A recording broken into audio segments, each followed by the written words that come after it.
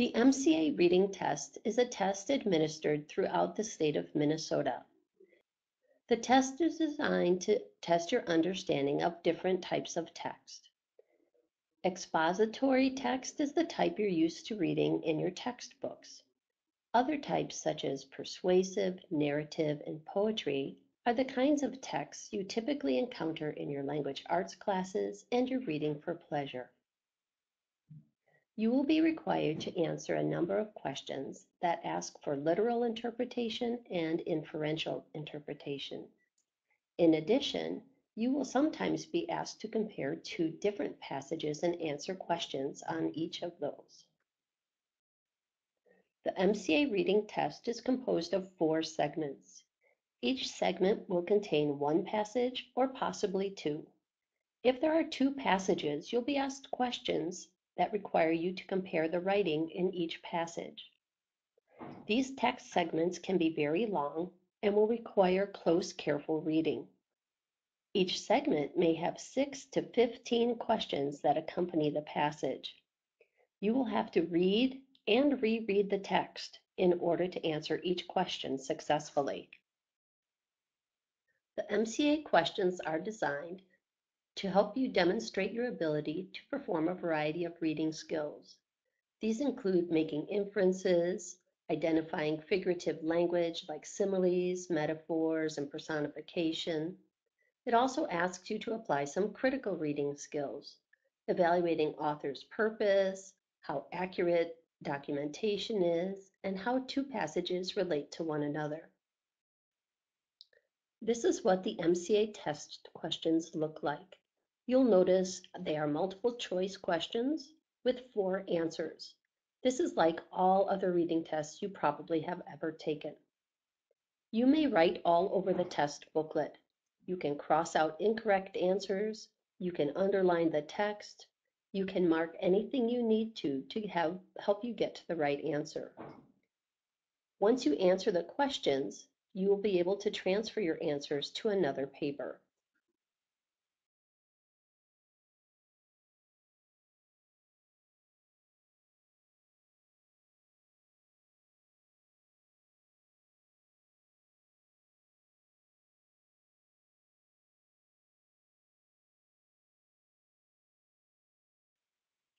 Here's an example of a test question. Notice there is information that appears above the title. This information is often helpful. Make sure you read it each time. Also notice the underlined word. Make sure you read the context around that word. You will likely be asked a question about that word later in the test. Here's an example of a vocabulary question. Notice the word is underlined once again in the question. You'll need to go back into the text and locate that word in the context.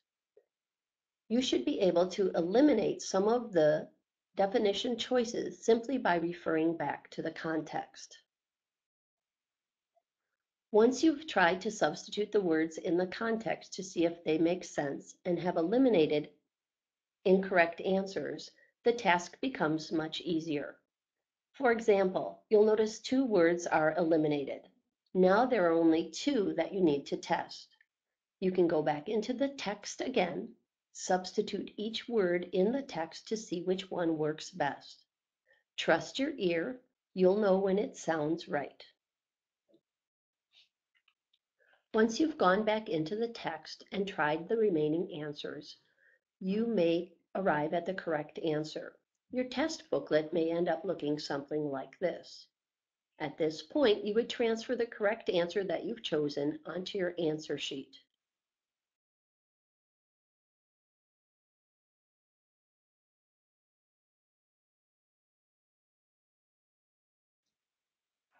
Here's an example of another literal question. It occurs with the information around the word version again, but asks a completely different question. You'll notice that if you read carefully, the answer is right there. Living in Minnesota, a lot of us would know that we play hockey on ice. Be careful not to let your background knowledge interfere with the actual text in front of you. Notice that the question asks, on what surface was hockey first played? Again, if you read very carefully, you'll notice the answer is right there in the last line. The correct answer is letter B. Here's another inferential question. This one asks you to go beyond the literal information in the text. It's also asking you what the author's purpose is and how the author identifies information to support his purpose. You know that the topic of this selection is hockey. You next have to determine why the author included information on the history of hockey. This requires you to read the entire selection. While all the other answers certainly reflect the topic of hockey, the correct answer is A. In the beginning of the selection, the author starts to describe how the early hockey leagues were first formed.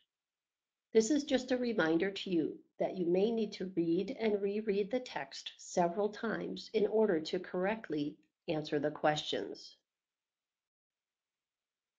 Here's a little reminder about what to look for so you know when you're being asked an inferential questions. Take a look at these question starters. Notice you're asked to analyze the writing more critically. They want to know the reasons behind choices. They want to know the conclusions you can draw. They want you to be able to describe what the author is attempting to do. Remember, I told you there would be segments that you'd have to compare to selections. Sometimes you might even be asked how different authors approach the topic that they've chosen to write about. Be on the lookout for these and know that it's going to take reading and rereading to come up with the correct answer.